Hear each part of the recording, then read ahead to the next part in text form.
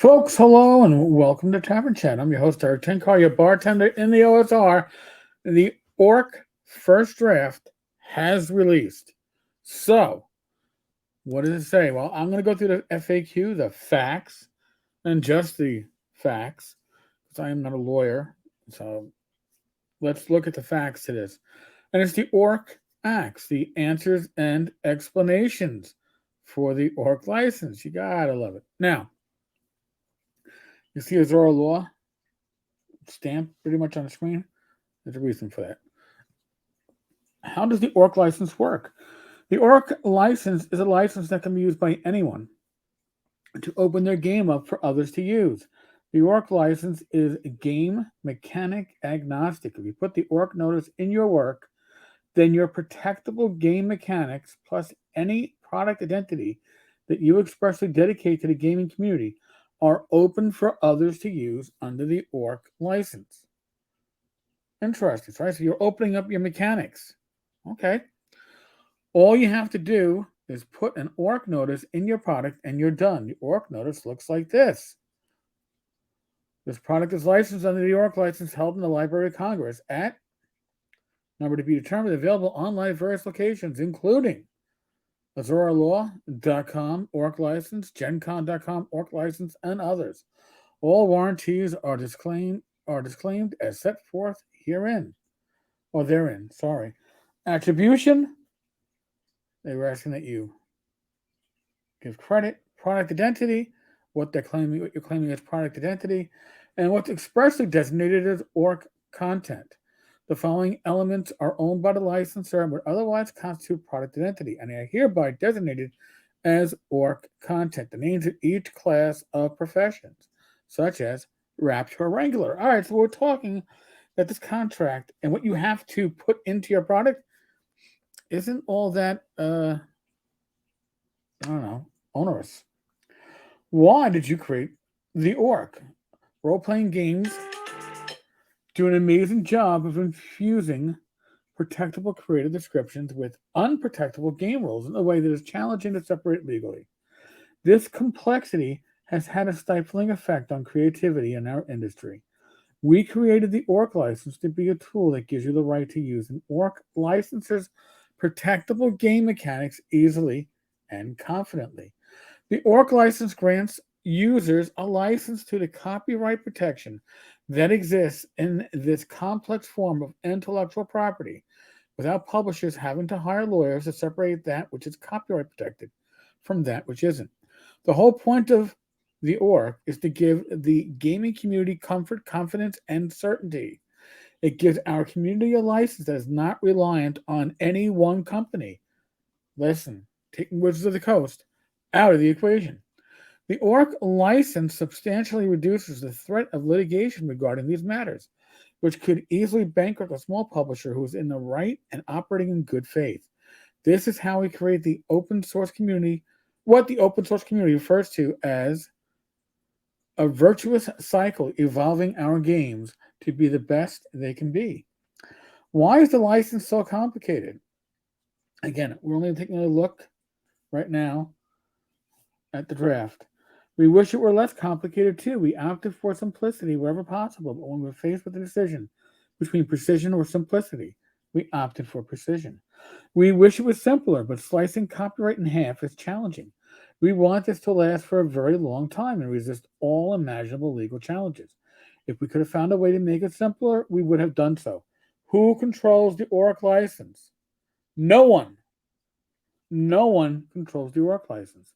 We felt it crucial that there be no parent organization, any human-controlled organization, can be politicized, acquired, or corrupted. The license derives integrity from not having the capacity to be updated or revised. No update could be permitted to change a pre-existing license, and no licensor or licensee could be forced to accept a third-party proposed revision. If someone in the future wants to propose a new license, they can always do that. That's important. And this clears up some of my concerns because, listen, I listen to the rumor mill.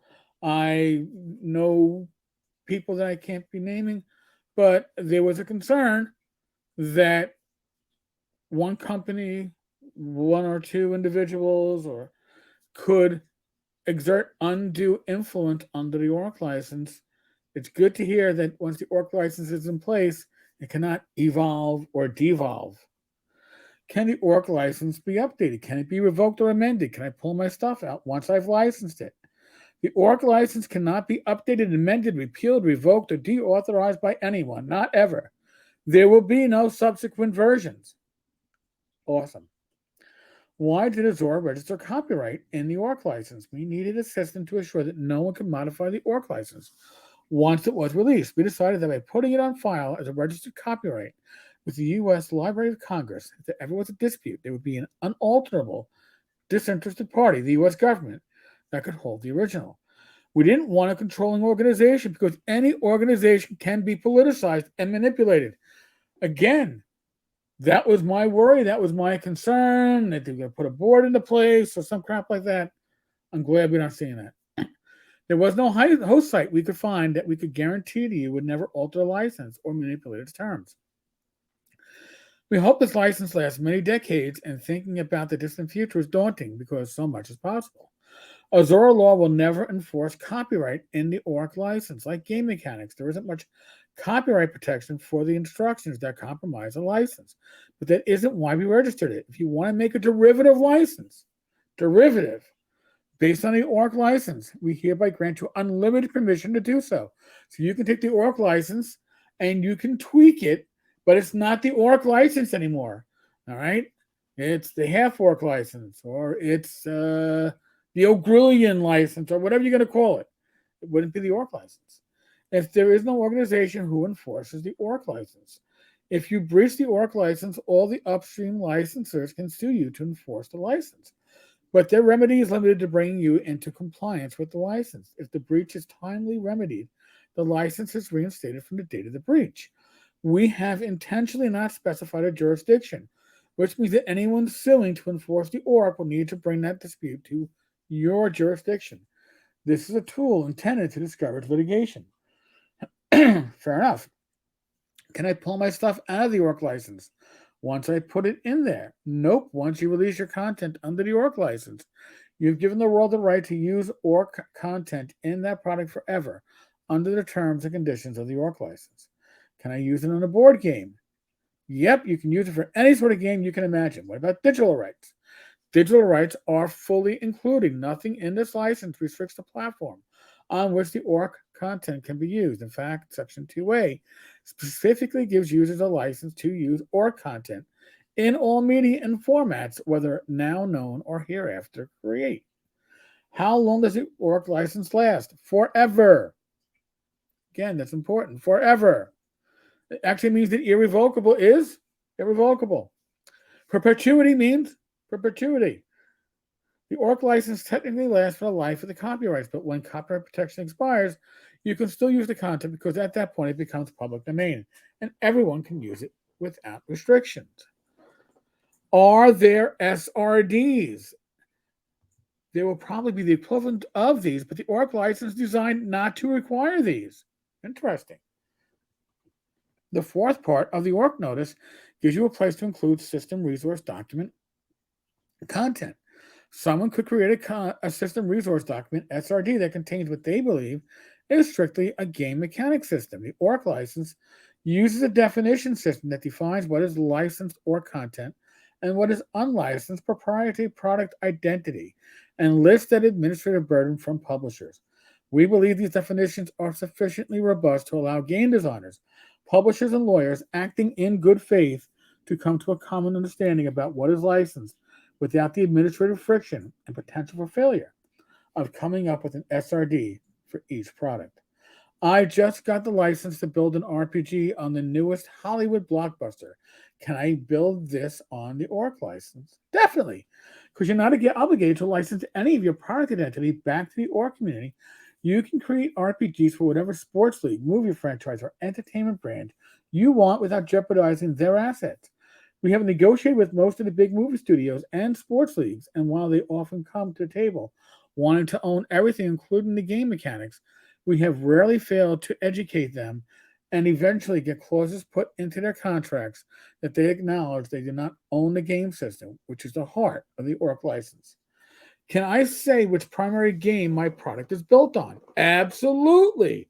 The trademark legal doctrine of nominative fair use holds that you can say your product is compatible with another product. If you want to say your adventure is compatible with any famous brand, you have always had to right to do it, provided A, you are not using their product identity, and B, are not implying that you are authorized or endorsed by the companies that own the trademarks. Why not Creative Commons? We tried hard to make a Creative Commons license work, but ran into one of two unresolvable problems. CC BY SA 4.0 is a share-alike license under which the initial licensor can limit their licensed material to the ORC content. Unfortunately, the share-alike provision requires the downstream community to share their entire work. We would have loved to make that work, but it would have violated the terms of the license to limit the downstream community to licensing only their ORC content. Wizards used CC BY 4.0, which gives everyone a right to use the contents of the SRD they designated. This was a wonderful assurance for the gaming community that 5e could confidentially be used forever. Unfortunately, when another company builds on their SRD, their innovations are trapped in their product and not automatically relicensed to the gaming community. This effectively kills the virtuous cycle of open source that open source communities are built on. That was something that I was trying to point out to people. That is why Wizards went by the CCBY 4.0. You take away the viral effect of I'm making a product compatible with 5e. I'm using the OGL, and now somebody can work off my piece, and everything keeps on growing. It is viral by default. You have to take effort to lock it down. By default, CCBY 4.0 is no longer viral. And that's the way Wizards want it. They don't want it in the wild. They don't want that your work to spawn other work. Okay? They want to be really the source. I think this is great. I'm going to go over the license probably later today, maybe tonight. Tonight, by the way, Gamers Health, 8 p.m., myself, my wife, Rach, we are going to go over stuff that relates to the health of gamers, mentally, physically, emotionally. So, folks, thank you very much. Thank you for joining me on this little coverage of the ORC FAQ. Be safe, be well, God bless, roll those dice. I'll be back again tonight, 8 p.m. Gamers Health. Please join us. Laters.